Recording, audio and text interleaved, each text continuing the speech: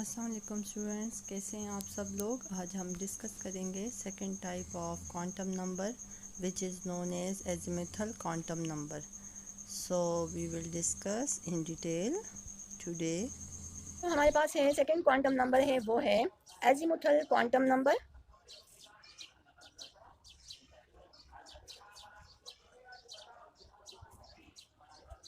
Azimuthal quantum number को remember करने के लिए आप लोग SON याद रख लें। S for the subshell, O for orbital angular momentum.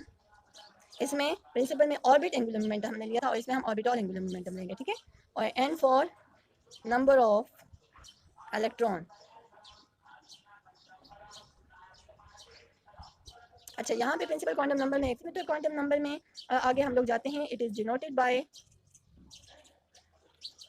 Small L, ठीक है। स्मॉल एल ये हमें बताता है azimuthal quantum number. It describe या it tells us, it represent भी बोल सकते हैं, इट रिप्रेजेंट या it tells us about the shape of, very important property of azimuthal quantum number, shape of orbital के बारे में हमें बताता है कि कौन सा ऑर्बिटल है और शेल उसका उसकी जो शेप है वो क्या है, ठीक है। और एल की वैल्यू हम कैसे निकाल सकते हैं, L is equal to N minus one. N minus one से हम एल की वैल्यू निकाल सकते हैं। अब यहाँ पे अगर मैं एन की वैल्यू पुट करूँ, N will be equal to one, so फार्मूले में आ जाएगा one minus one is equal to zero. जब एल की वैल्यू जीरो होगी, याद रखें, तो हमारे पास जो ऑर्बिटल आएगा वो स्फेरिकल शेप में होगा और इसको हम एस ऑर्बिटल बोलेंगे, spherical shaped S orbital. Shape इसकी बिल्कुल राउंड होगी, ठीक है। अगर एन की वैल्यू हमारे पास टू हो तो फिर एल हमारे पास आएगा two minus one equal to one.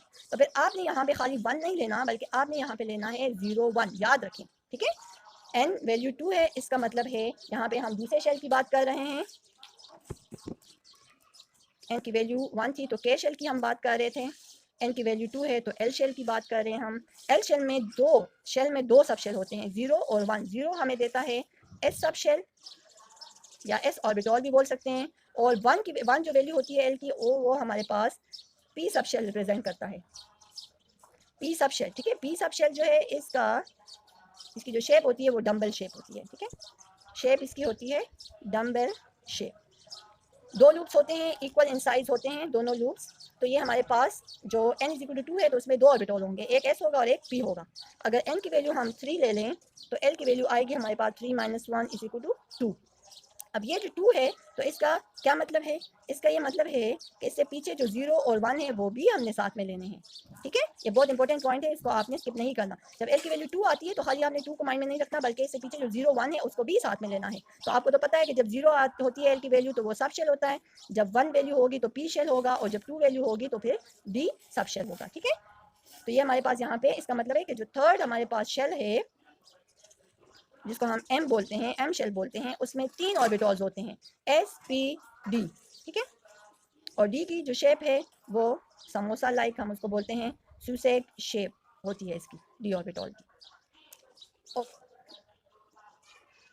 Okay, अगर हम एन की वैल्यू ले लें four, so L will be equal to four minus one, it will be equal to three. So three जब आता है एल की वैल्यू तो इसका मतलब है इससे पीछे भी आपने जीरो वन टू भी लेना है। जीरो जीरो के आता है हमेशा एस सब शेल के लिए,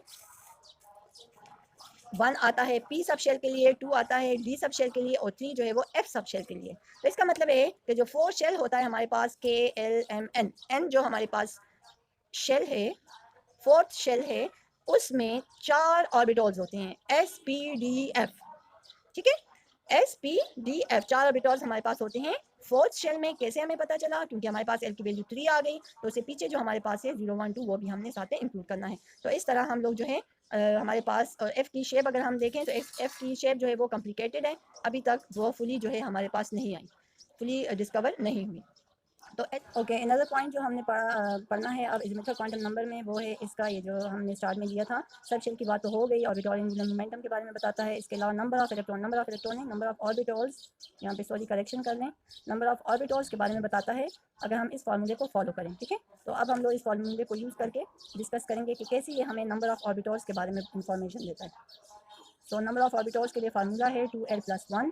अगर l की वैल्यू हम लोग ले लें 0 तो वैल्यू पुट करने से हमारे पास 2 0 0 + 1 1 आता है। जब 1 आता है तो इसका मतलब है यहाँ पे जो s हमारे पास सब शेल है वो एक ही है, ठीक है। s जो है वो एक, इसके अंदर जो है वो ये एक ही ऑर्बिटल है यहाँ पे हमारे पास।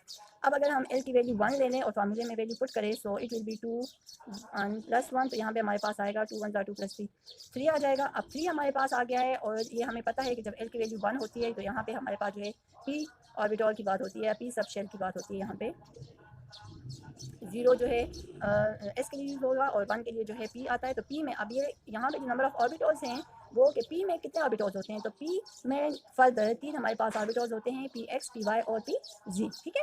तो हर ऑर्बिटल में px py pz में तीनों में 2 2 इलेक्ट्रॉन्स, मैक्सिमम 2 2 इलेक्ट्रॉन्स के स्पेस होता है, 2 2 इलेक्ट्रॉन जो है यहाँ पे ऑक्यूपाई कर सकते हैं। तो टोटल जो p ऑर्बिटल है उसमें 6 इलेक्ट्रॉन आ सकते हैं और s ऑर्बिटल में 1 इलेक्ट्रॉन आ सकता है, 2 इलेक्ट्रॉन्स आ सकते हैं, ठीक है। तो s जो ऑर्बिटल है इसमें ये एक ही ऑर्बिटल होता है इसके अंदर और नहीं होती है, p जो है इसमें फर्दर 3 ऑर्बिटल्स होते हैं, px py और pz।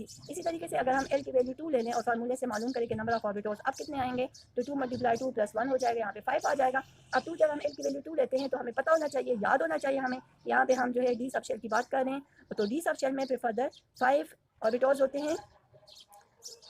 5 हमारे पास है इसमें dxy, dyz, dzx, d(x²-y² और द लास्ट वन जो है वो है dz²। तो ये हमारे पास जो है टोटल इसमें 5 ऑर्बिटल्स होते हैं और हर ऑर्बिट में 2 इलेक्ट्रॉन मैक्सिमम ऑक्यूपाई कर सकते हैं। तो इसका मतलब है कि जो d है उसमें टोटल 10 इलेक्ट्रॉन का स्पेस होता है, 10 इलेक्ट्रॉन से ज़्यादा इसमें नहीं आ सकते, 10 इलेक्ट्रॉन से कम आ सकते हैं, 10 इलेक्ट्रॉन से ज़्यादा नहीं आ सकते, ठीक है।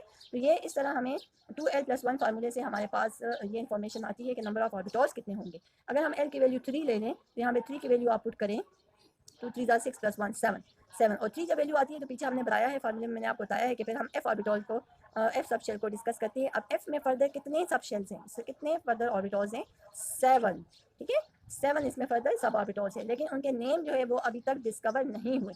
और हर ऑर्बिट में ये पता है कि हर जो ऑर्बिटल है उसमें 2 2 इलेक्ट्रॉन होते हैं। तो टोटल जब एक ऑर्बिटल में 2 इलेक्ट्रॉन होंगे तो 7 ऑर्बिटल में टोटल 14 इलेक्ट्रॉन्स आते हैं। तो इसका मतलब है कि f में 14 इलेक्ट्रॉन की जगह होती है, 14 से ज़्यादा नहीं आ सकते, 14 से कम आ सकते हैं, ठीक है। तो ये हमारे पास हो गए the last information that is given by the azimuthal quantum number. The third quantum number हम फिर फर्दर नेक्स्ट वीडियो में डिस्कस करेंगे। उम्मीद है आपको इन 2 वीडियोस की समझ आ गई होगी। अगर फिर भी नहीं आई, कोई क्वेश्चन है तो कमेंट बॉक्स में ज़रूर पूछें और नेक्स्ट वीडियो तक के लिए अल्लाह हाफिज़।